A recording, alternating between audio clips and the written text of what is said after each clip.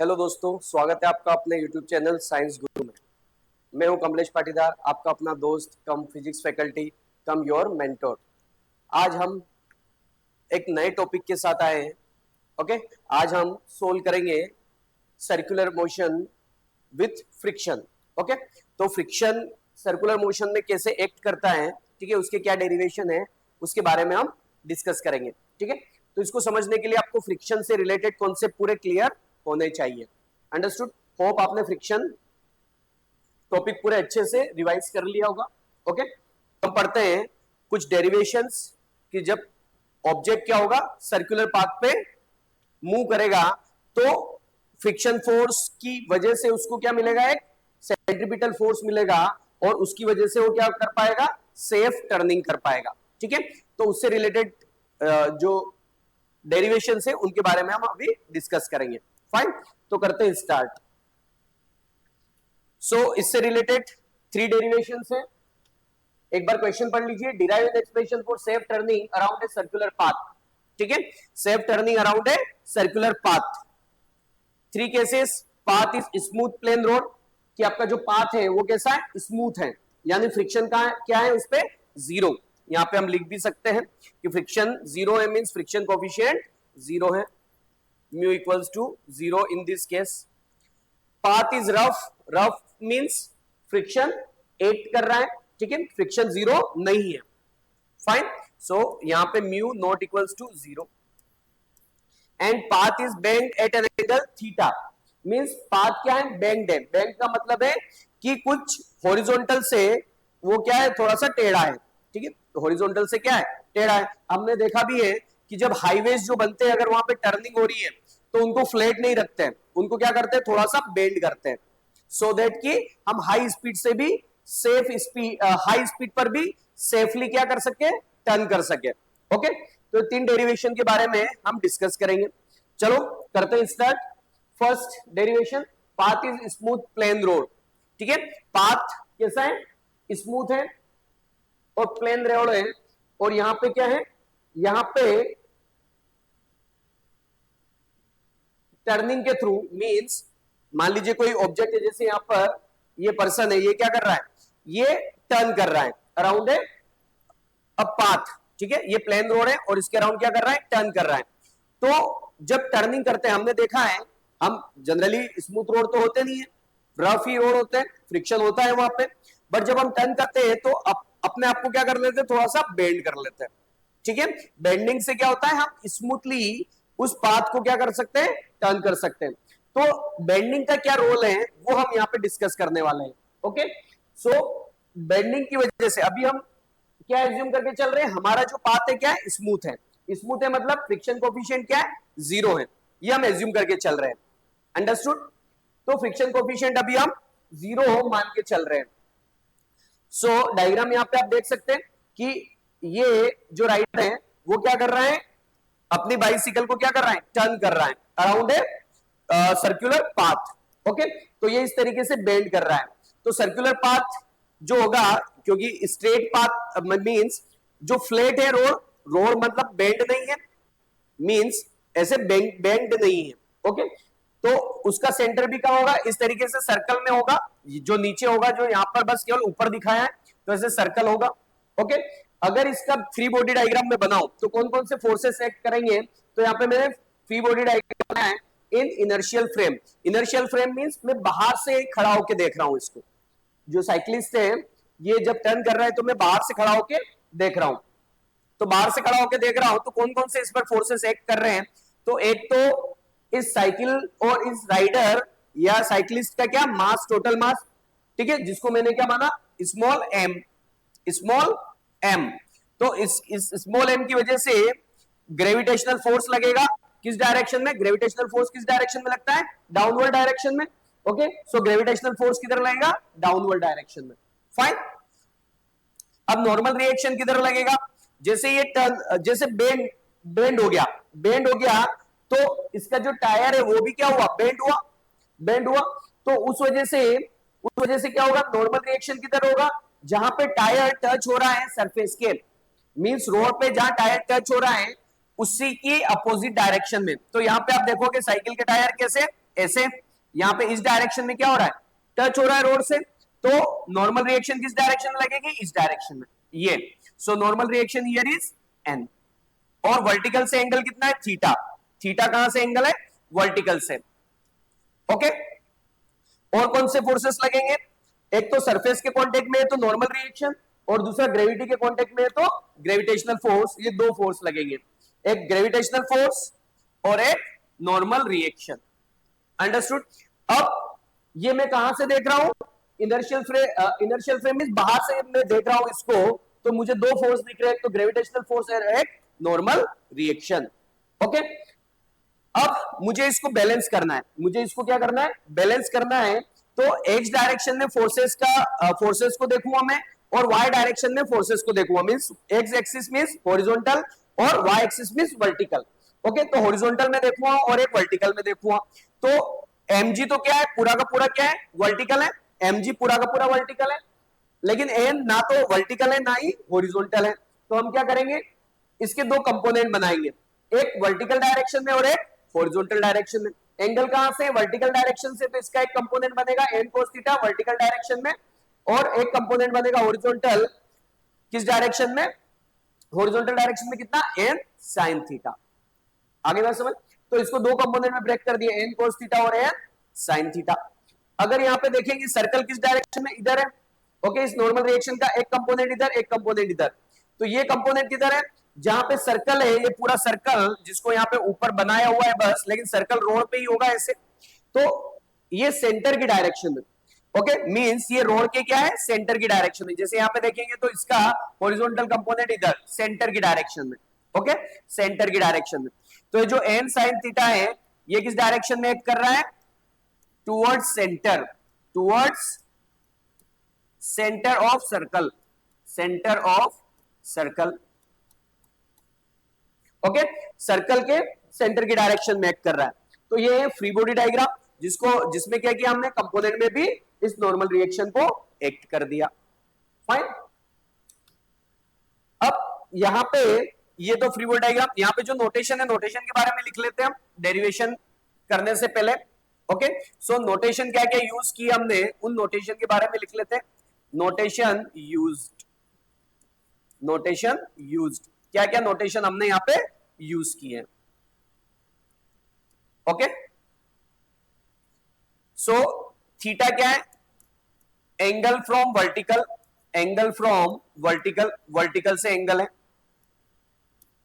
Angle from vertical. Okay, m क्या है, मास of system, system में कौन कौन, एक तो राइडर हो गया या साइक्लिस्ट, और साइकिल का भी मास इसमें इंक्लूड हो गया, दोनों का मास है इसमें। अंडरस्टूड। और एन क्या है, नॉर्मल रिएक्शन है, नो डाउट। आर जिस सर्कल में वो मूव कर रहा है उसकी रेडियस, रेडियस ऑफ सर्कल, ठीक है, सर्कुलर पाथ भी लिख सकते हैं। And v equals to speed, ठीक है, साइक्लिस्ट किस स्पीड से सर्कुलर पाथ को टर्न कर रहा है, वो है speed v। Okay, so this is the notation जो हमने यहां पर यूज किए। अंडरस्टूड। अब आगे बढ़ते हैं। अब देखो, अगर साइक्लिस्ट टर्न कर रहा है, साइक्लिस्ट क्या कर रहा है, टर्न कर रहा है, तो साइक्लिस्ट टर्न कर रहा है तो रोड पे ऊपर तो नहीं जा रहा है, मींस रोड पे वो जंप तो नहीं कर रहा है, ना ही रोड के अंदर जा रहा है। इसका मतलब कि इस वाई डायरेक्शन में उसका कोई मोशन नहीं है, वाई डायरेक्शन में उसका कोई मोशन नहीं है। ओके, तो वाई डायरेक्शन में मोशन नहीं है, इसका मतलब क्या है, net force in Y direction क्या है, zero. Okay, net force in Y direction zero. तो net force in Y direction zero का मतलब क्या हुआ, ऊपर लगने वाला जितना फोर्स है वो किसके इक्वल हो गया, नीचे लगने वाले फोर्स के। मींस n cos थीटा किसके इक्वल हो गया, mg के, क्योंकि इस डायरेक्शन में कोई मोशन नहीं है, इस डायरेक्शन में कोई मोशन नहीं है, मींस ऊपर लगने वाला फोर्स इक्वल्स टू नीचे लगने वाला फोर्स। फाइन। सो और सेकेंड थिंग कि ये जो सेंटर के डायरेक्शन में जो फोर्स लग रहा है, ओके, सेंटर की डायरेक्शन में जो फोर्स लग रहा है उसको क्या बोलते हैं, सेंट्रीपिटल फोर्स। ओके, तो मींस ये जो n sin थीटा है ये क्या है, as a centripetal force act करेगा। और सेंट्रीपिटल फोर्स क्या करता है, सर्कल में घुमाता है। तो सेंट्रीपिटल फोर्स का फॉर्मूला आप सभी जानते ही है, mv²/r। तो मींस mv²/r किसके इक्वल होगा, n sin थीटा, क्योंकि ये सेंटर की डायरेक्शन में, और सेंटर की डायरेक्शन में लगने वाला जो नेट फोर्स है वही कैसे एक्ट करता है, as a centripetal force. Okay, so जैसा मैंने डिस्कशन किया उसको हम इक्वेशन की फॉर्म में लिख लेते हैं। सो इन y डायरेक्शन या वर्टिकल डायरेक्शन भी बोल सकते हैं, y डायरेक्शन में क्या हो रहा है, कोई मोशन नहीं है, नो मोशन, y डायरेक्शन में कोई मोशन नहीं है, ठीक है। तो y एक्सिस के अलोंग कोई मोशन नहीं है, सो नेट फोर्स इन y डायरेक्शन क्या होगा, नेट फोर्स इन y डायरेक्शन क्या होगा, 0। Okay, net force y direction में टोटल कितना, ऊपर की डायरेक्शन में कितना लग रहा है, n cos थीटा, और डाउनवर्ड डायरेक्शन में कितना लग रहा है, mg। ओके, सो ऊपर वाले को मैं प्लस ले रहा हूं, तो n cos theta is positive और mg is negative because it is downward, so it is equal to 0। Okay, तो यहां से n cos थीटा अगर देखूंगा मैं तो ये किसके इक्वल हो जाएगा, mg के इक्वल। n cos थीटा किसके इक्वल हो जाएगा, mg के इक्वल, ठीक। नेक्स्ट,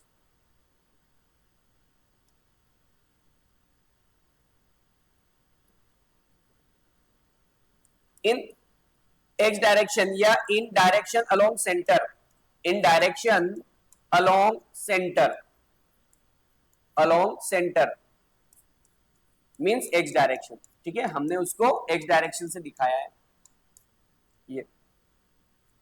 तो सेंटर के अलोंग कितना फोर्स लग रहा है, अभी देखा हमने डायग्राम में n sin थीटा, और सेंटर के अलोंग जो फोर्स, क्योंकि एक ही फोर्स है और कोई फोर्स है नहीं यहाँ पे, तो n sin थीटा क्या करेगा, आपको सेंट्रीपिटल फोर्स प्रोवाइड करवाएगा। ओके, सो इन डायरेक्शन अलोंग सेंटर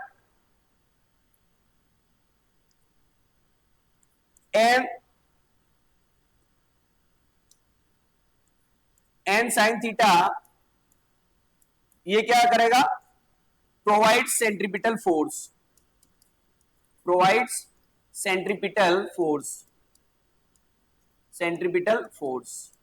ठीक है। सो n sin थीटा किसके इक्वल होगा, mv²/r के, r is the radius. Okay, अब देखिए यहां पर ये इक्वेशन मेरी फर्स्ट, ये इक्वेशन मेरी सेकेंड। ओके, अगर मुझे n को यहाँ इन दोनों को सोल्व करना है और v की वैल्यू मुझे फाइंड आउट करना है। ओके, मतलब एक वेरिएबल होना चाहिए मेरा v, बाकी की चीजें कांस्टेंट होनी चाहिए। तो mg यहाँ पे कांस्टेंट है, m इधर कांस्टेंट है, r कांस्टेंट है, रेडियस कांस्टेंट है। ओके, क्योंकि सर्कुलर पाथ में जो मूव कर रहा है उस पाथ की रेडियस क्या होगी, सेम होगी, कांस्टेंट होगी, तो r कांस्टेंट है। एंगल थीटा, ठीक है, तो कितना बेंड करेगा वो एंगल है थीटा। तो इन दोनों इक्वेशन को सोल्व करना है और हमें क्या फाइंड करना है, v की वैल्यू फाइंड करना है। तो हम क्या कर रहे हैं कि सेकेंड इक्वेशन को फर्स्ट से डिवाइड कर देंगे, तो n क्या हो जाएगा, कैंसिल आउट हो जाएगा, और वहां पे बस केवल एक वेरिएबल बचेगा। अगर एंगल फिक्स है तो एक वेरिएबल बचेगा, कौन सा, v। ओके, सो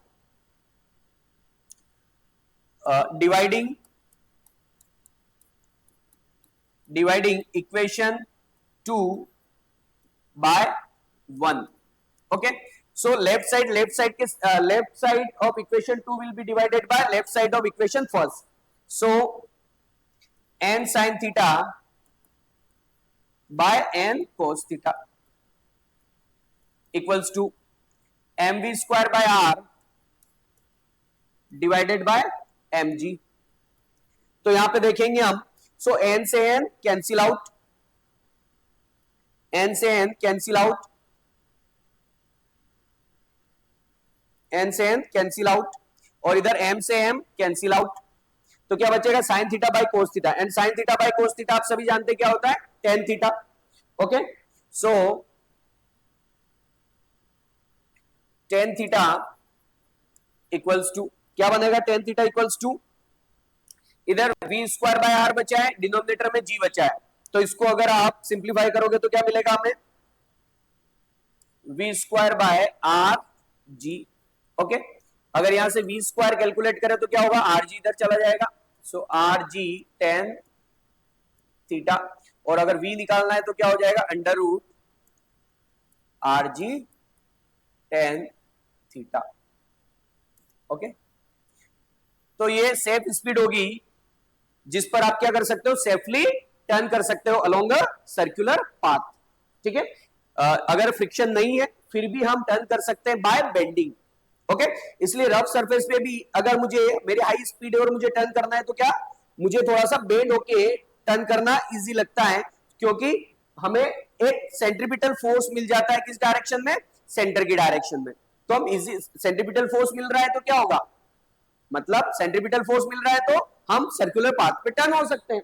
ओके, तो सेफ स्पीड कितनी होगी, v। Okay, so it is safe speed, safe speed. तो ये हमारा था फर्स्ट डेरिवेशन कि एक स्मूथ पाथ है तो हम कितनी सेफ स्पीड से टर्न कर सकते हैं। ठीक है, अगर हम एक एग्जांपल ले लें, क्वेश्चन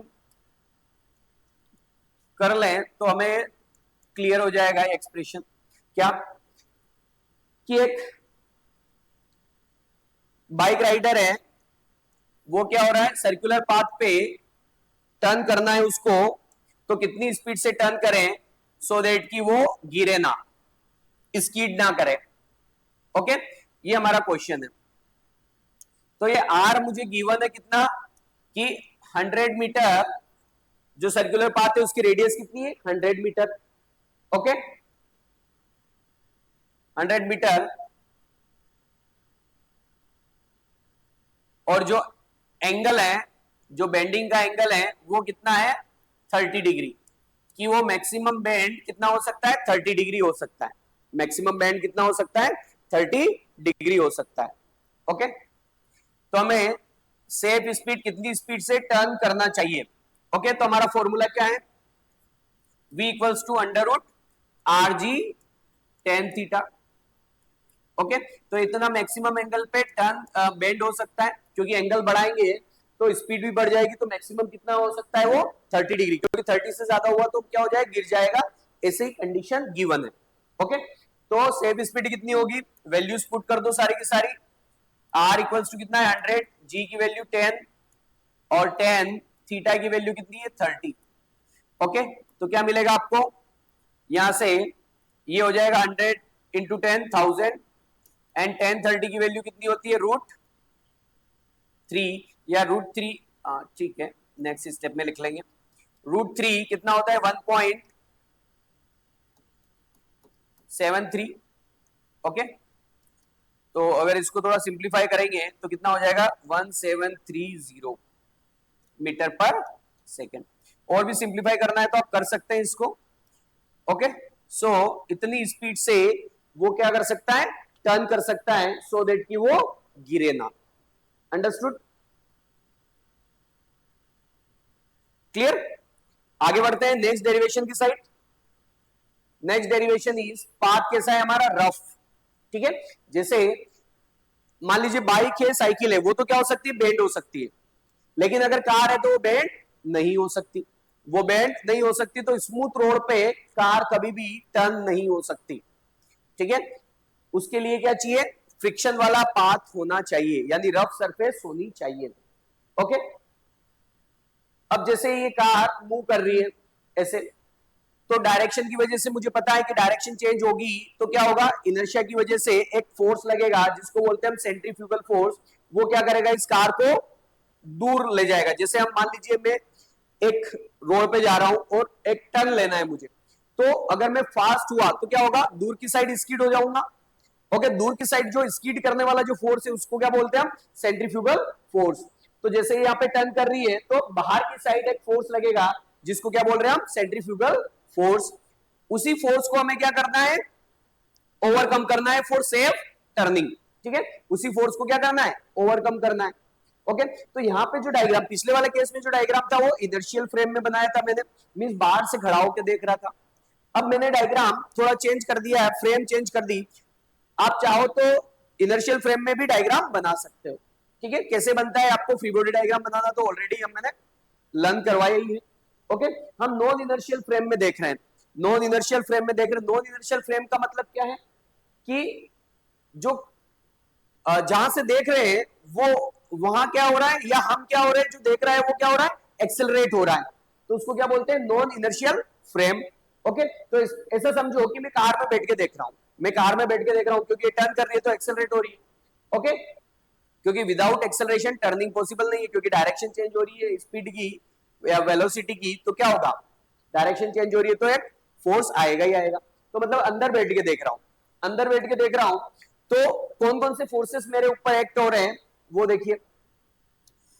एक तो मास, मास मींस कार का पूरे सिस्टम का मास है, कार के अंदर जितने पैसेंजर है सभी का, कार का खुद का, तो मास m है। तो जब नॉन इनर्शियल फ्रेम में हूं मैं, तो जब भी नॉन इनर्शियल फ्रेम में ऑब्जर्वर होता है तो उसके ऊपर एक फोर्स लगता है, सेंट्रीफ्यूगल फोर्स, सेंट्रीफ्यूगल फोर्स। और अगर v स्पीड से जा रहा है तो सेंट्रीफ्यूगल फोर्स की वैल्यू भी कितनी होती है, mv²/r, एक फिक्टिशियस फोर्स जिसके बारे में मैं ऑलरेडी आपको बता चुका हूं। और वो कहां लगता है, सेंटर से दूर की साइड, सेंट्रीपिटल जस्ट जहां लग रहा है उससे अपोजिट डायरेक्शन में। ओके, तो अपोजिट डायरेक्शन में फोर्स लग रहा है mv²/r, अगर v स्पीड से मैं टर्न कर रहा हूं। दूसरा फोर्स, ये फिक्टिशियस फोर्स है या इमेजिनरी फोर्स है, जब कब लगता है, जब हम नॉन इनर्शियल फ्रेम का पार्ट है, या ऑब्जर्वर कहां है, नॉन इनर्शियल फ्रेम में है, तो बाहर की साइड एक फोर्स लग रहा है। दूसरा, यहां पर ये जो रोड है नॉर्मल रिएक्शन लगाएगा एन, ऊपर की डायरेक्शन में, फ्लैट रोड है ऊपर की डायरेक्शन में, और ग्रेविटी की वजह से एक फोर्स लगेगा डाउनवर्ड डायरेक्शन में, सो mg कहां पे, डाउनवर्ड डायरेक्शन में। अंडरस्टूड। अब हमें इसको टर्न करवाना है, तो टर्न करवाने के लिए क्या चाहिए, एक सेंट्रीपिटल फोर्स चाहिए, एफसी। अब सेंट्रीपिटल कौन देगा, जैसे हम टर्न हो रहे हैं बाहर की साइड स्किड होना चाह रहे हैं, लेकिन फ्रिक्शन क्या करेगा, स्किड होने की टेंडेंसी है तो उसको क्या करेगा, रोकेगा। तो मींस एक सेंटर की डायरेक्शन में एक फोर्स लगेगा, ओके, जिस सेंटर की डायरेक्शन में जिस एक फोर्स लगेगा जिसको आप सेंट्रीपिटल फोर्स भी बोल सकते हो। और यहाँ पे सेंट्रीपिटल फोर्स कितना होगा, यहाँ पे सेंट्रीपिटल फोर्स कितना होगा, और कौन प्रोवाइड करेगा, फ्रिक्शन। तो फ्रिक्शन फोर्स आपका सेंट्रीपिटल फोर्स होगा, फ्रिक्शन फोर्स सेंट्रीपिटल फोर्स होगा, फ्रिक्शन फोर्स। और फ्रिक्शन की वैल्यू कितनी होती है, आप सभी जानते हैं कि ये जो फ्रिक्शन फोर्स है, जिसको मैं यहां पे लिख देता हूं, फ्रिक्शन फोर्स है कितना होता है, mu into n, mu into n, ये फ्रिक्शन फोर्स होता है। ठीक है, काइनेटिक होगा ऑब्वियसली, मूवमेंट है तो काइनेटिक होगा। अंडरस्टूड। तो फ्री बॉडी डायग्राम मैंने नॉन इनर्शियल फ्रेम में बनाया है। ओके, तो फ्रिक्शन फोर्स इधर लग रहा है, एक सेंट्रीफ्यूगल फोर्स ऊपर की डायरेक्शन में नॉर्मल और नीचे की डायरेक्शन में mg। अंडरस्टूड। मैं अंदर बैठ के देख रहा हूं, मैं अंदर बैठ के देख रहा हूं, तो कार जैसे चल रही है मैं भी वैसे ही चल रहा हूं, जैसे मैं अर्थ पे बैठ के देख रहा हूं या अर्थ पे खड़ा हूं, ठीक है, तो अर्थ रोटेट करे तो उसके साथ साथ मैं रोटेट कर रहा हूं, तो मुझे अर्थ का मोशन नहीं दिख रहा है। तो कार के अंदर बैठे और कार मूव हो रही तो कार का मोशन नहीं दिखेगा आपको। ठीक है, कार आपको क्या दिखेगी, रेस्ट में ही दिखेगी, क्योंकि आप खुद कार का पार्ट हो, आप खुद क्या हो, कार का पार्ट हो, तो आपको रेस्ट में दिखेगी। अंडरस्टूड। तो इसका मतलब कि यहां पे जो फ्री बॉडी डायग्राम है उसका एक्सेलरेशन कितना है, 0, क्योंकि आप खुद क्या है, खुद सिस्टम का पार्ट है। जैसे सिंपल सा एग्जांपल बोलूं तो मैं अर्थ के ऊपर खड़ा हूं, अर्थ घूम रही है, उसके साथ मैं भी घूम रहा हूं, लेकिन अर्थ का घूमना मुझे नहीं दिख रहा है, क्योंकि मैं खुद अर्थ के अंदर हूं, अर्थ का पार्ट हूं, तो मुझे अर्थ घूम रही है तो वो नहीं दिखाई देगा। मुझे कब दिखाई देगा, जब मैं बाहर से अर्थ को देखूंगा तो अर्थ घूमती हुई दिखाई देगी। अंडरस्टूड। तो सिंपली अगर मैं कार के अंदर बैठा हूं जो एक्सेलरेट हो रहा है, इसलिए वो कौन सी फ्रेम है, नॉन इनर्शियल फ्रेम। तो मुझे कार के अंदर बैठा हूं तो मुझे एक्सेलरेशन, मेरा एक्सेलरेशन कितना होगा, 0, क्योंकि मैं कार के अंदर ही हूं, तो मुझे कार का मोशन दिखाई नहीं देगा। अंडरस्टूड।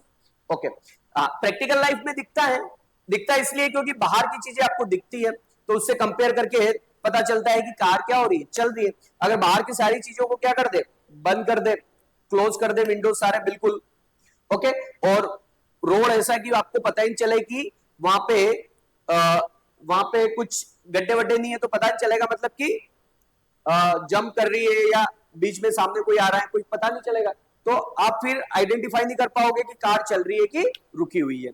अंडरस्टूड। ओके। तो डेरिवेशन करने के लिए आपको ऑलरेडी पता है कि सबसे पहले क्या करते हैं, नोटेशन लिखते हैं। तो मैं यहाँ पे नोटेशन लिख देता हूं, नोटेशन जो नोटेशन में यूज करने वाला हूं। क्या क्या नोटेशन यूज करने वाला हूं?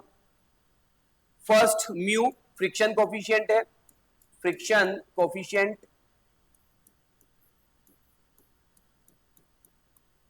फ्रिक्शन कोफिशिएंट है। R radius of the path है, radius of path, okay. G आपका gravitational constant, gravitational sorry acceleration, gravitational acceleration, ठीक है। ग्रेविटेशनल कांस्टेंट अलग कैपिटल जी होता है, वो ये स्मॉल जी है। So gravitational acceleration, okay. तो और एम, एम लिखना चाहो तो लिख सकते हैं, mass of the system, mass of system,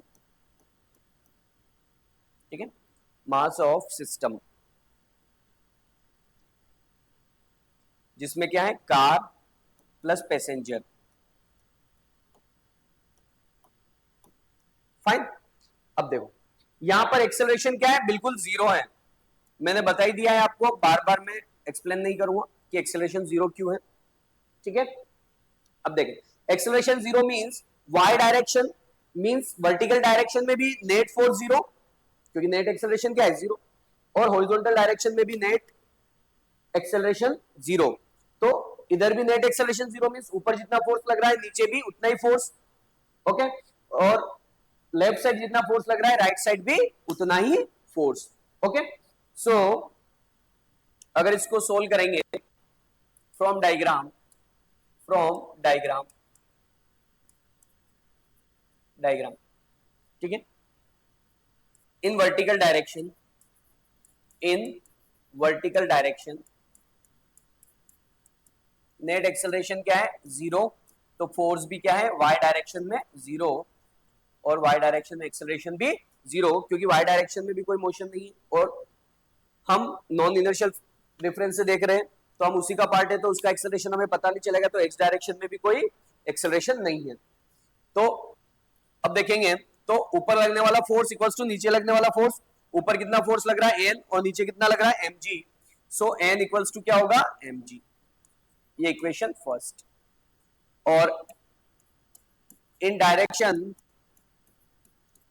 in direction along radius, along radius, ठीक है, मींस एक्स डायरेक्शन, ठीक है। तो एक्स डायरेक्शन में भी क्या है एक्सेलरेशन जीरो, क्योंकि नेट एक्सेलरेशन ही जीरो है, क्यों है मैंने आपको ये बता दिया है। तो लेफ्ट साइड जितना फोर्स लग रहा है राइट साइड भी उतना ही, मींस इस डायरेक्शन में भी जितना फोर्स लग रहा है उस डायरेक्शन में भी उतना ही। तो इस डायरेक्शन में कौन लग रहा है फ्रिक्शन, जो कि centripetal as a centripetal force act कर रहा है, ओके। तो कितना है म्यू एन, और राइट साइड कितना है centrifugal force M V square by R, so mu N equals to M V square by R, fine. N की वैल्यू पुट कर दो यहां पे, सो म्यू एन की वैल्यू कितनी एम जी, फर्स्ट इक्वेशन से पुट करी हमने, so M V square by are, ठीक है। इधर अगर देखेंगे तो एम से एम आपका कैंसिल आउट हो जाएगा, एम से एम कैंसिल आउट, ये बचेगा क्या, इस आर को भी इधर भेज दे तो म्यू आर इधर आ जाएगा आर जी, और इधर क्या बचा वी स्क्वायर, ओके। इधर क्या बचा वी स्क्वायर। तो अगर v की वैल्यू कैलकुलेट करना है तो v कितना होगा, v हो जाएगा हमारा under root mu R G, mu R G, this is safe speed, this is safe speed, safe speed, ठीक है। तो हमारी जो स्पीड है वो इससे ज्यादा नहीं होनी चाहिए, क्योंकि अगर इससे ज्यादा हो गई तो होगा क्या, देखो इससे ज्यादा हो गई तो जो है फ्रिक्शन है, फ्रिक्शन कोएफिशिएंट फ्रिक्शन प्रोवाइड करेगा, तो फ्रिक्शन है वो आपको उतना सेंट्रीपिटल फोर्स नहीं दे पाएगा जितना आपका सेंट्रीफ्यूगल फोर्स एक्ट कर रहा है M V square by R. तो क्या हो जाएगी कार जो है वो क्या हो जाएगी स्कीड हो जाएगी, कार क्या हो जाएगी स्कीड हो जाएगी, ओके। तो दिस इज सेफ स्पीड। तो फॉर सेफ टर्निंग, हम नोट करके लिख लो इस बात को, for safe turning, safe turning v should be less than or equal to under root mu r g, ठीक है। इससे ज्यादा स्पीड नहीं होना चाहिए, क्योंकि आपने स्पीड बढ़ाई तो सेंट्रीफ्यूगल तो बढ़ना तय है, ठीक है, सेंट्रीफ्यूगल तो बढ़ेगा ही बढ़ेगा। और अगर सेंट्रीफ्यूगल बढ़ा तो उसको टर्न करवाने के लिए उतना ज्यादा फ्रिक्शन होना चाहिए, और फ्रिक्शन की एक लिमिट है कि एक लिमिट से ज्यादा फ्रिक्शन हो नहीं सकता, तो आपको उतना फ्रिक्शन मिल नहीं पाएगा, तो आपकी सेफ टर्निंग नहीं हो पाएगी, ठीक है। तो सेफ टर्निंग के लिए जो v होना चाहिए वो म्यू आरजी से के इक्वल या उससे कम होना चाहिए। फाइन, एक न्यूमेरिकल देखते हैं, एक न्यूमेरिकल, तो चीजें समझ में आ जाएगी। मान लीजिए कि ये सर्कुलर पाथ है, सर्कुलर पाथ है, इसकी रेडियस कितनी है दे रखी है आपको, रेडियस दे रखी है, मान लीजिए रेडियस है 100 मीटर, ओके, और इस पाथ का जो फ्रिक्शन कोफिशिएंट है वो है 0.2, ओके। तो सेव स्पीड अब मुझे फाइंड करनी है कि कितनी स्पीड से, मैक्सिमम स्पीड से मैं यहाँ पे टर्न कर सकता हूं विदाउट स्कीडिंग, ठीक है, स्कीड हुए बिना मैं टर्न कर सकता हूं, तो वो स्पीड कितनी है। तो v equals to formula mu R G, okay, mu की वैल्यू कितनी 0.2, आर की वैल्यू कितनी है 100 एंड जी की वैल्यू कितनी है 10 लेके चल रहा हूं ग्रेविटेशनल एक्सेलरेशन को। सो इधर एक जीरो से एक डेसिमल को मैंने यहां पर उड़ा दिया, ये तो बचा क्या 2 और 100, तो कितना आ जाएगा, या 100 का बाहर कितना आ गया 10, अंदर बचा 2, तो 10√2 मीटर पर सेकेंड। आप √2 की भी वैल्यू रख सकते हो यहाँ पे, और नहीं भी रखोगे तो चलेगा। तो इतनी मैक्सिमम स्पीड से आप टर्न कर सकते हो, इससे ज्यादा आपने स्पीड बढ़ाई तो क्या होगा, सेंट्रीफ्यूगल फोर्स तो बढ़ेगा जो कि आपको रोड से बाहर ले जाएगा, ठीक है। मींस जैसे कहा रहे हैं, तो अगर आपने स्पीड बढ़ाई तो ये बाहर जाएगा, और फ्रिक्शनल फोर्स जो रोकने वाला है उसकी वैल्यू फिक्स है, उससे ज्यादा हो नहीं पाएगा, इसलिए वो आपको रोक नहीं पाएगा स्पीड होने से, ओके। तो आपकी मैक्सिमम स्पीड कितनी होनी चाहिए इस केस में 10√2 मीटर पर सेकेंड, क्लियर, ओके। आगे बढ़ते हैं नेक्स्ट डेरिवेशन।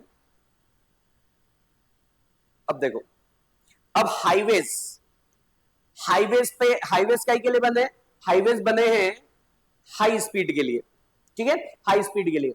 अब अगर हाईवेज टर्न हो रहे हैं, हाईवेज क्या हो रहे हैं, टर्न हो रहे हैं, ओके, तो अगर टर्निंग पे स्पीड ज्यादा हुई तो होगा क्या, कार स्कीड हो जाएगी और एक्सीडेंट हो जाएंगे। तो उनको रोकने के लिए हम क्या करते हैं, रोकने के लिए देखो अभी हमने दो डेरिवेशन पढ़े, एक तो फ्रिक्शन सेंट्रीपिटल फोर्स प्रोवाइड करवाता है, और एक बेंडिंग कि बेंड होके हम क्या कर सकते हैं, सेंट्रीपिटल फोर्स प्रोवाइड कर सकते हैं, अंडरस्टूड। बट अगर कार है, अगर रोड को फ्लैट बनाया तो फ्रिक्शन तो एग्जिस्ट करेगा, लेकिन बेंडिंग, कार बेंड हो नहीं सकती, ठीक है, कार बेंड हो नहीं सकती, रजनीकांत तो है नहीं कि कार बेंड हो जाए, ओके। सो कार बेंड नहीं हो सकती, और कार बेंड नहीं हो सकती तो हम क्या करते हैं, रोड को ही बेंड कर देते हैं, हम रोड को ही क्या कर देते हैं, बेंड। जैसे यहां पर आपको दिख रहा है कि ये जो रोड है हाईवे, हाई टर्न पे क्या करते हैं, मींस जहां पे सर्कुलर पाथ बन रहा है वहां पे स्पीड हाई रहे, सेफ टर्निंग हो पाए, उसके लिए हम रोड को क्या करते हैं, थोड़ा सा बेंड करवा देते हैं, ठीक है, थोड़े रोड को हम क्या करवा देते हैं, बेंड करवा देते हैं, ओके, ऐसे बेंडिंग, फाइन। तो यहाँ पे जो डायग्राम है वो मैंने यहाँ पे बनाया हुआ है, यहाँ पे बता देता हूं मैं आपको कि डायग्राम कैसे बना है, सो देट कि आप रिलेट कर पाओ। जैसे यहाँ पे ये, ओके, ये लाइक दिस, ये इसको मैंने यहाँ पे बनाया ये वाला, ठीक है, इसका एंगल कितना है थीटा, तो मैंने यहाँ पर थीटा बनाया, क्लियर, ओके, ये एंगल यहाँ पे थीटा, तो ये मैंने थीटा बनाया, फाइन। और ये टर्न ऐसे कर रहा है ऐसे, तो पाथ कैसा होगा, ऐसा सर्कुलर, तो सर्कुलर पाथ यहाँ पे जो बनेगा तो रोड पे ही, बट सर्कुलर पाथ मैंने यहाँ पे बनाया हुआ है लाइक दिस, ठीक है, क्योंकि ये पाथ कुछ ऐसा होगा, ऐसा यहाँ पे अगर देखेंगे तो ऐसे रोड, तो ऐसे सर्कल बनेगा, तो सर्कल की रेडियस ये इधर इस डायरेक्शन में आर, ये are, fine, okay.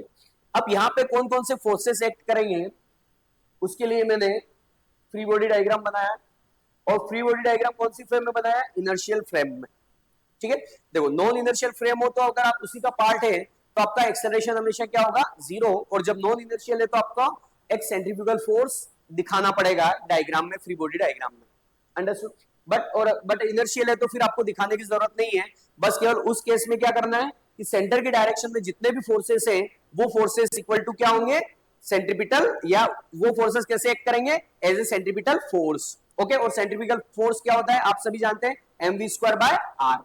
Fine, okay. तो यहाँ पे डायग्राम बनाया हुआ है, कौन कौन से फोर्सेस इस पे एक्ट करेंगे वो देखिए। तो फर्स्ट फोर्स तो है ग्रेविटेशनल फोर्स mg, कार का मास और पैसेंजर का मास जिसको नीचे खींचेगा, तो एक फोर्स लग रहा है mg, डायग्राम में दिख रहा है आपको ये mg। ओके, और normal reaction, normal reaction surface के कांटेक्ट में नॉर्मल रिएक्शन, नॉर्मल रिएक्शन क्या होती है, परपेंडिकुलर टू सरफेस, अगर सरफेस ऐसी है तो इसके परपेंडिकुलर ये नॉर्मल रिएक्शन n। ओके, और कौन से फोर्सेस लगेंगे, फ्रिक्शन फोर्स, अगर फ्रिक्शन नहीं हो, फ्रिक्शन होता, फ्रिक्शन नहीं है या फ्रिक्शन क्या करता है, बाहर जाने से रोकता है, जैसे पिछले डायग्राम में हमने देखा कि फ्रिक्शन क्या कर रहा है,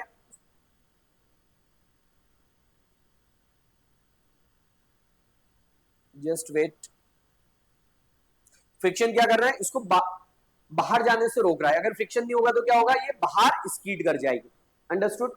तो बाहर मींस जो सर्कल बन रहा है उससे बाहर की साइड स्कीड होने से रोकेगा कौन, फ्रिक्शन। तो जब भी स्कीडिंग होगी तो कहां होगी, सेंटर से बाहर की साइड, सर्कल से बाहर की साइड स्कीडिंग होती है, अंडरस्टूड। तो फ्रिक्शन किधर लगता है, इसके सेंटर की साइड, सेंटर की डायरेक्शन में, या मैं ऐसा बोलूं कि जो नॉर्मल है उस नॉर्मल के परपेंडिकुलर, यहां पे नॉर्मल ऐसा होगा तो नॉर्मल के परपेंडिकुलर। ओके, तो यहां पे ये नॉर्मल है, नॉर्मल के परपेंडिकुलर या पाथ, और पाथ के अलोंग ही लगता है, नॉर्मल के परपेंडिकुलर और पाथ के अलोंग। तो हमारा पाथ कैसा है, ऐसा, ये वाला। ओके, तो ये सर्कल से बाहर की साइड जाएगा तो उसको रोकेगा फ्रिक्शन, इस डायरेक्शन में फ्रिक्शन लगेगा, क्योंकि ये सर्कल से बाहर की साइड जाएगी तो इधर तो जा नहीं सकती, तो वे ऐसे जाएगी, तो आपका फ्रिक्शन लगेगा इस डायरेक्शन में, इस स्लोप के अलोंग इस डायरेक्शन में। तो यहाँ पे फ्रिक्शन दिखाया है ये वाला, ये फ्रिक्शन F, अंडरस्टूड। और कौन से फोर्सेस हैं, सरफेस के कांटेक्ट में तो फ्रिक्शन बता दिया, नॉर्मल बता दिया, ग्रेविटी के कांटेक्ट में है, ग्रेविटी के कांटेक्ट में रहता ही, तो mg हमने दिखा दिया। तो ये फोर्सेस हैं।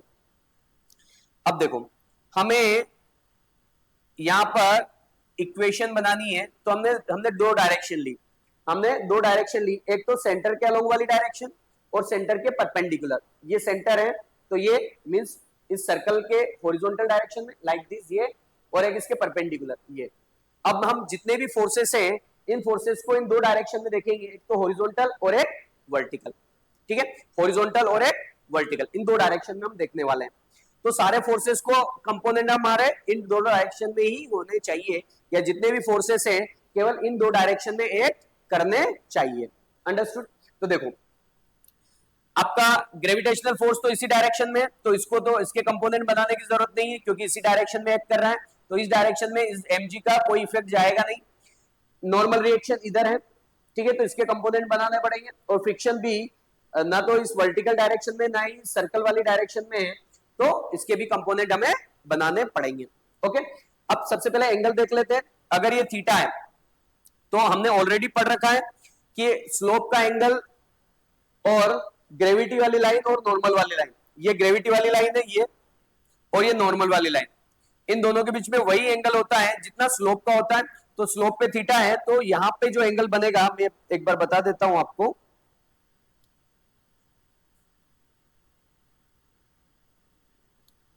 ये आपकी नॉर्मल वाली लाइन है ये, ओके, ये mg वाली लाइन। तो यहाँ पे जो एंगल बनेगा, यहाँ भी एंगल कितना बनेगा, थीटा। तो अगर ये थीटा है तो ये वाला भी क्या होगा, थीटा, क्योंकि वर्टिकली अपोजिट एंगल है। ओके, अब अगर ये थीटा है और ये वाली लाइन 90 है, तो ये कितना होगा, 90 माइनस थीटा, क्योंकि ये टोटल एंगल कितना है 90, तो ये थीटा है तो ये 90 माइनस थीटा। अब ये और ये परपेंडिकुलर है, यानी यहां से लेके यहां तक 90 डिग्री है, तो अगर ये 90 माइनस थीटा हुआ तो ये कितना होगा, थीटा। ओके, तो डायग्राम में मैंने ऑलरेडी आपको एंगल दिखा रखे, पर वो एंगल आए कैसे हैं वो मैंने यहां पर आपको एक्सप्लेन किया है। क्लियर, ओके, तो इनको मैं हटा रहा हूं जो मैंने ओवर राइटिंग की थी, ये तो एक एंगल थीटा ये होगा और ये एंगल थीटा यहां पे होगा। अब देखो एन आपका ऐसे लग रहा है, एन आपका ऐसे लग रहा है। अब मुझे कंपोनेंट बनाने हैं एक इस लाइन के अलोंग यानी वर्टिकल, तो एंगल वर्टिकल से तो एक कंपोनेंट इधर जाएगा एन कोस थीटा, एक कंपोनेंट इधर सेंटर के डायरेक्शन में जाएगा एन साइन थीटा, तो एन कोस थीटा ये एन साइन थीटा ये लिखा हुआ है ये। अब फ्रिक्शन जो है एंगल थीटा बना रहा है किससे, सेंटर वाली लाइन से, तो सेंटर के अलोंग इसका कोस कंपोनेंट जाएगा, तो एफ कोस थीटा किधर जाएगा, एफ कोस थीटा आपका सेंटर की डायरेक्शन में जाएगा और एफ साइन थीटा एक कंपोनेंट ग्रेविटी वाली डायरेक्शन में जाएगा यानी ये इधर, क्योंकि फ्रिक्शन को बीच में होना है तो एक इधर, तो F sine theta downward direction में जाएगा। ओके, तो ये फ्री बॉडी डायग्राम है, इनर्शियल फ्रेम में है, तो यहां पर हम कहा बाहर खड़े होकर देख रहे हैं, ठीक है, इसको देख रहे हैं बाहर खड़े होकर, तो बाहर खड़े होकर देख रहे हैं, तो ये फोर्सेस इस पर एक्ट कर रहे हैं जिनके कंपोनेंट भी हमने डिस्कस कर लिया। ओके, अब आगे बढ़ते हैं। तो डेरिवेशन स्टार्ट करने से पहले हम क्या लिखते हैं, नोटेशन, तो नोटेशन नोट डाउन कर लेते हैं। तो नोटेशन क्या है, तो देखिए म्यू फ्रिक्शन कोफिशिएंट है, म्यू फ्रिक्शन कोफिशिएंट है, फ्रिक्शन कोफिशिएंट, और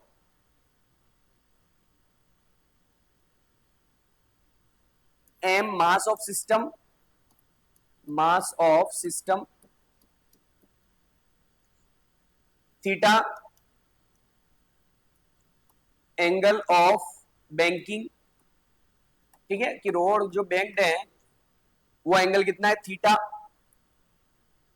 and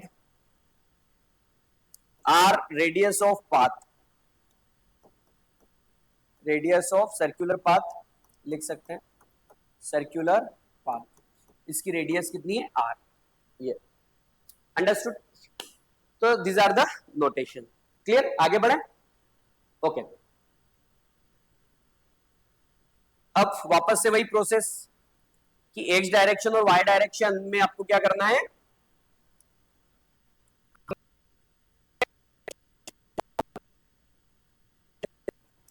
motion in Y direction. तो देखो वाई डायरेक्शन यानी इधर, तो ऐसा तो है नहीं कि ऑब्जेक्ट कहां है, ऊपर जंप कर रहा है, ऐसे जंप तो करेगा नहीं और ना ही अंदर जाएगा, तो इसका मतलब ऑब्जेक्ट ना तो ऊपर जा रहा है ना ही नीचे जा रहा है, किधर वाई के अलोंग, ये जो वाई डायरेक्शन इसके अलोंग जो कार है ना तो ऊपर जा रही है ना ही नीचे आ रही है, इसका मतलब वाई डायरेक्शन में कितना है जीरो, सो ऊपर लगने वाला फोर्स इक्वल टू नीचे लगने वाला फोर्स, मींस वाई डायरेक्शन में एफ वाई कितना है जीरो, तो एक्सेलरेशन इन वाई डायरेक्शन भी कितना जीरो। तो अगर नेट फोर्स जीरो है तो ऊपर लगने वाला फोर्स इक्वल टू नीचे लगने वाला फोर्स, ऊपर लगने वाला फोर्स कितना एन थीटा और नीचे लगने वाला फोर्स एफ साइन थीटा और M G, so N cos theta equals to एक तो एम जी है और एक फ्रिक्शन का कंपोनेंट, फ्रिक्शन फोर्स का कंपोनेंट कितना एफ साइन थीटा, ये तो ये हमारी इक्वेशन नंबर फर्स्ट, ये इक्वेशन नंबर फर्स्ट। अब motion along Y direction, sorry motion along X direction, या सिंपल बोले तो मोशन अलोंग रेडियस या सर्कुलर, हाँ अलोंग रेडियस के अलोंग या रेडियल डायरेक्शन के अलोंग। तो इसके अलोंग अगर आप देखें तो इसके अलोंग क्या हो रहा है, अब आपको सर्कल में घूमने के लिए क्या चाहिए फोर्स, ठीक है, सर्कल में घूमने के लिए क्या चाहिए फोर्स, और फोर्स कौन सा centripetal force, centripetal force provide करवाते हैं, कौन प्रोवाइड करवाता है फ्रिक्शन या नॉर्मल का कंपोनेंट, यानी कुल मिला के सेंटर की डायरेक्शन में जितना भी फोर्स लग रहा है वो as a centripetal force act करेगा। सो कौन कौन से फोर्सेस एक्ट कर रहे हैं सेंटर की डायरेक्शन में, तो यहां पर हमें पता चल रहा है एक तो एन साइन थीटा और एक एफ कोस थीटा, ये as a centripetal force act करेंगे। ओके, तो सेंट्रीपिटल फोर्स कितना होता है, कितना चाहिए होता है mv square by R, centripetal और सेंट्रीफ्यूगल इक्वली होते हैं, तो कितना चाहिए mv square by R. So इन दोनों का सम, क्योंकि सेंटर की डायरेक्शन में दोनों लग रहे हैं एन साइन थीटा और एफ कोस थीटा, ये as a centripetal force act करेंगे, और सेंट्रीपिटल फोर्स कितना होता है, mv स्क्वायर बाय आर। तो means N cos theta, sorry N sine theta, N sine theta है, एन साइन थीटा और एफ कोस थीटा है, ठीक है। So N sine theta plus F cos theta, ये act as a centripetal force, as a centripetal force, centripetal force, okay. तो as a centripetal force act करेंगे तो क्या हो जाएगा, एन साइन थीटा, इसको मैं प्लस एफ कोस थीटा, और सेंट्रीपिटल फोर्स कितना होता है, M V square by R. V speed है, ठीक है, जिससे वो क्या हो रहा है, टर्न कर रहा है। अगर एफ कोस थीटा को उधर ले जाऊं तो इधर क्या बचेगा,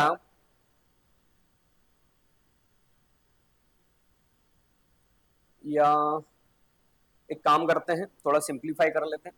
तो ये इसको थोड़ा सा मैं सिंप्लीफाई कर देता हूं, ठीक है। mg को एक साइड कर लेता हूं, इधर mv स्क्वायर बाय आर एक साइड हो जाएगा। तो इसको एक साइड करूंगा तो क्या होगा, n कोस थीटा, ये इस f साइन थीटा इधर आ जाएगा तो क्या आएगा, f साइन थीटा, और उस साइड क्या हो जाएगा, mg, ओके। थोड़ा सिंप्लीफाई हो जाएगी और कोई दिक्कत नहीं है, ठीक है। ये और इधर mv स्क्वायर बाय आर। अब इन दोनों इक्वेशन का यूज कर रहा हूं मैं, ठीक है, दोनों इक्वेशन का मुझे यूज करना है, और यहां से n को क्या करना है, रफू चक्कर करना है, यहां से हटाना है, ठीक है, n को रफू चक्कर करना है। तो n को हटाने के लिए मैं क्या करता हूं, सेकेंड इक्वेशन को डिवाइड करता हूं किससे, फर्स्ट इक्वेशन से, ओके। सेकेंड इक्वेशन को डिवाइड करता हूं फर्स्ट इक्वेशन से, by dividing second equation by first, ठीक है। सेकेंड इक्वेशन को मैं फर्स्ट इक्वेशन से डिवाइड कर रहा हूं, ठीक। तो सेकेंड इक्वेशन क्या है मेरी, एन साइन थीटा और F cos theta. So N sine theta plus F cos theta equals to क्या है, M V square by R. इसको डिवाइड कर रहा हूं तो लेफ्ट साइड लेफ्ट से डिवाइड होगी, राइट साइड राइट साइड। तो फर्स्ट इक्वेशन कौन सी है, N cos theta minus F sine theta equals to M G, N cos theta minus F sine theta, N cos theta minus F sine theta, okay. और इधर कौन है, M जी, इधर कौन है, एम जी, ठीक है। इसको थोड़ा इधर कर देता हूं, इक्वल को बीच में लेके आ जाता हूं, ठीक है।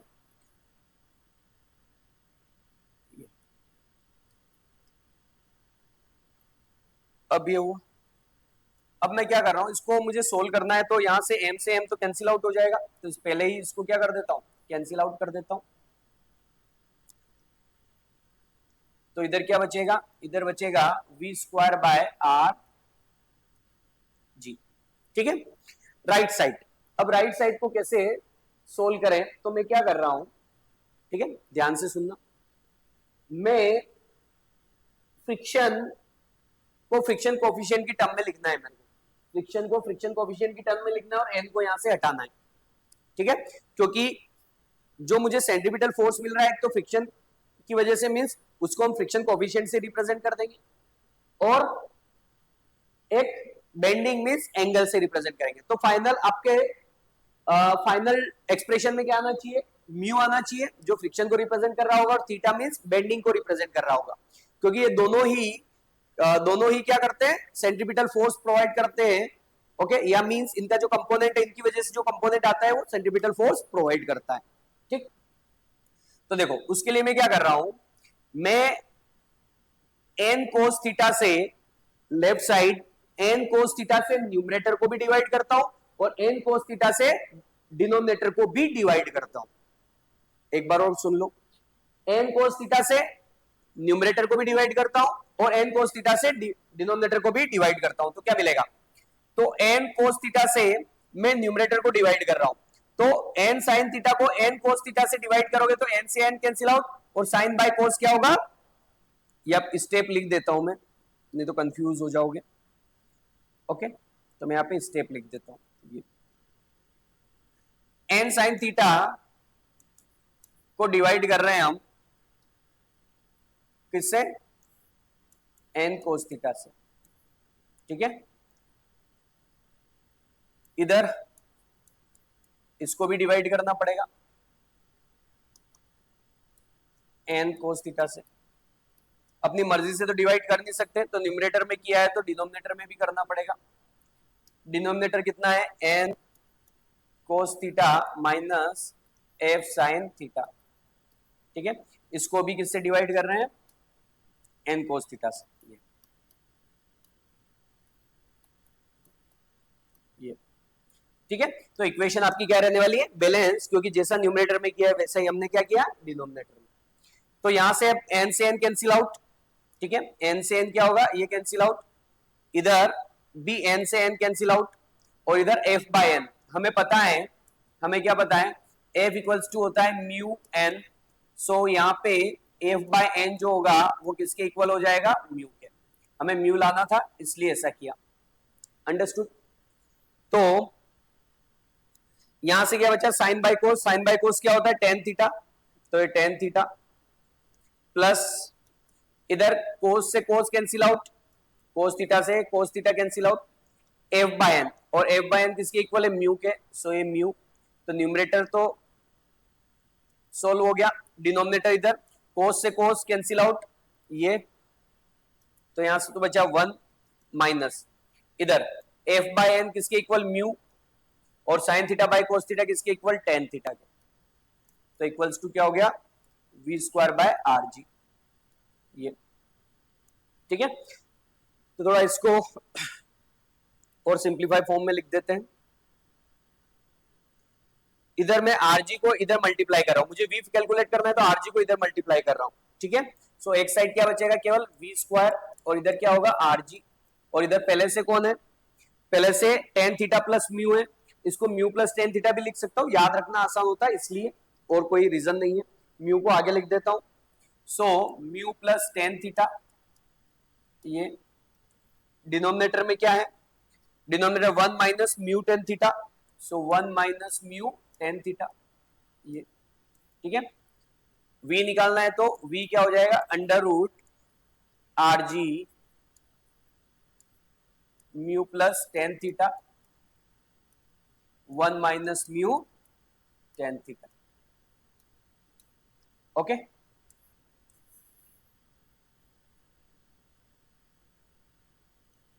ये हमारा सेफ स्पीड।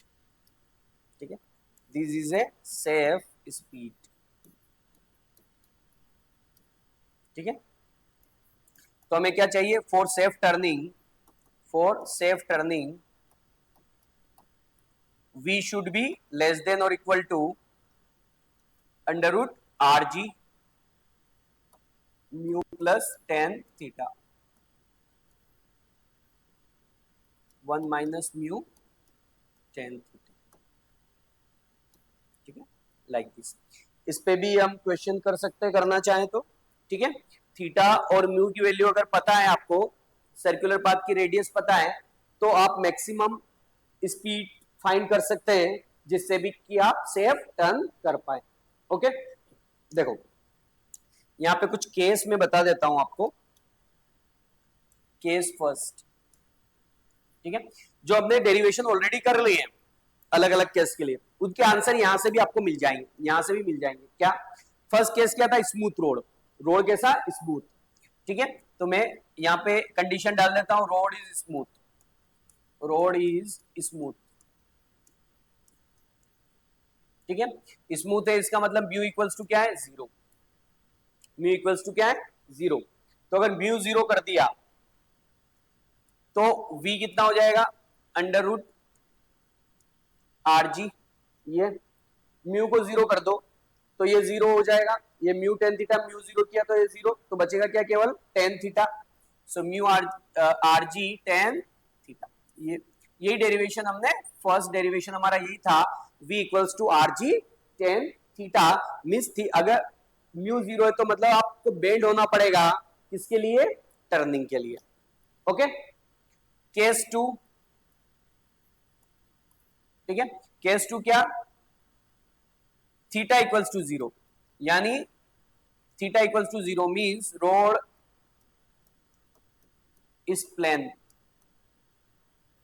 ठीक है, प्लेन रोड है, कोई बैंकिंग नहीं है, मतलब ऐसे बैंक्ड नहीं है, रोड प्लेन है, तो प्लेन है तो थीटा को यहाँ पे 0 कर दो, तो tan 0 की वैल्यू कितनी होती है 0, तो यहाँ पे रखेंगे तो tan 0 0 हो जाएगा, यहाँ पे रखेंगे तो 0, तो इसको पूरा 0 कर देगा, बचेगा क्या, म्यू बचेगा केवल।